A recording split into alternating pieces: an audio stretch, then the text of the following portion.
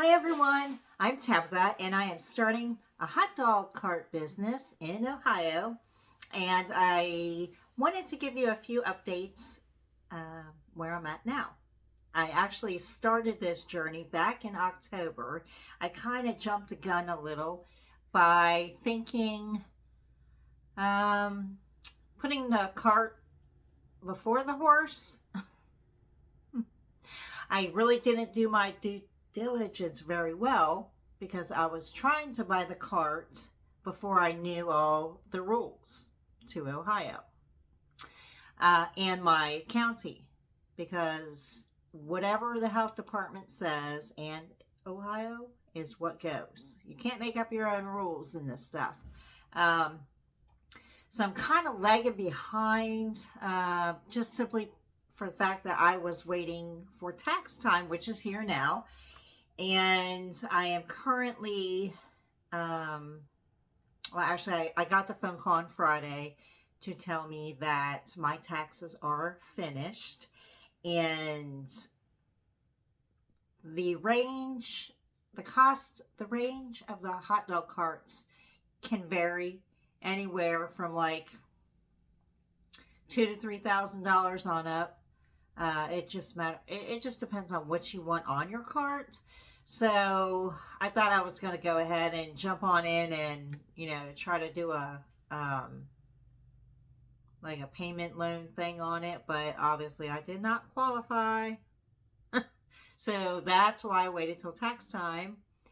And now that tax time's here, and now that my taxes are ready to be submitted, kind of like in a panic mode because I still have so much to do. I was going through my paperwork and found that I guess I overlooked it, but I didn't apply for the Ohio sales tax license.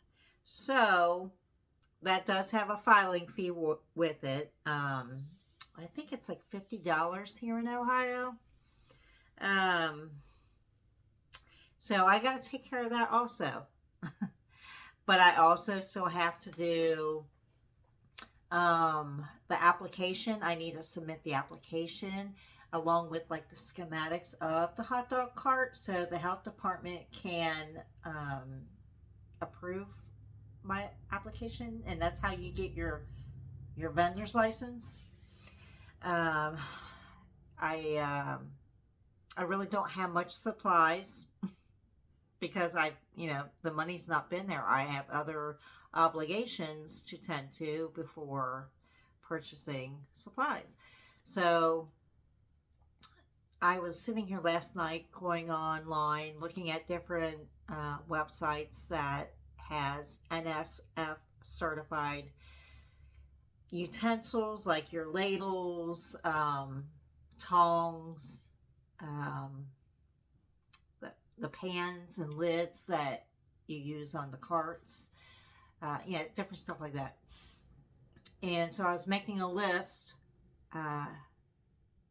so I know which ones I would want to purchase, because I have to have the model number and where it's sourced from, like if I buy it from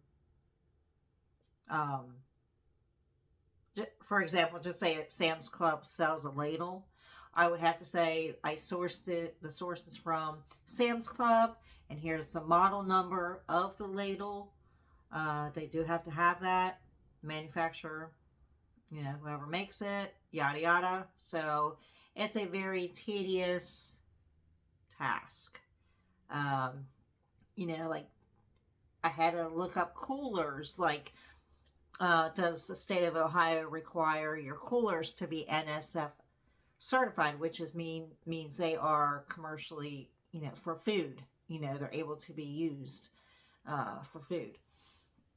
And the coolers don't have to be certified.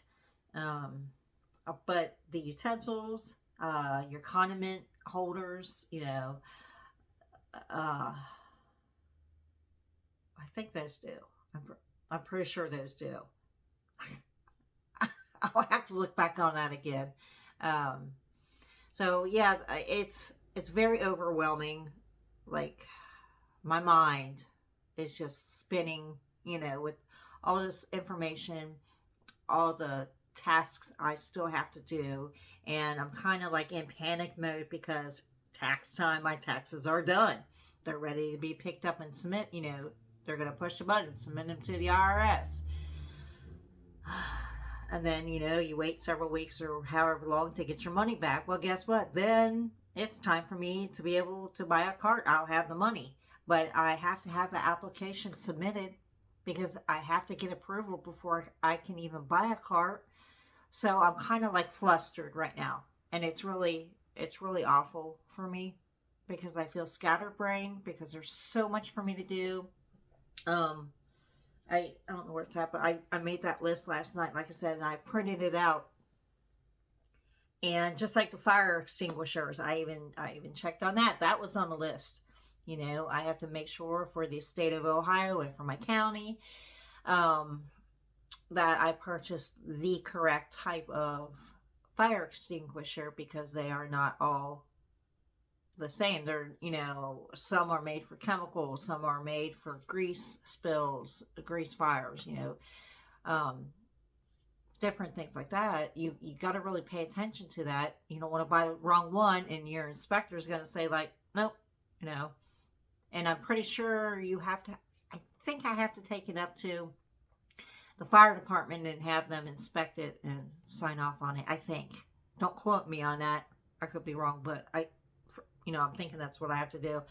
So that's where I'm standing at right now with everything. I think next week I'm going to start scouting out locations, going around town. I'll probably do a video on that so you all can see where some possibilities are.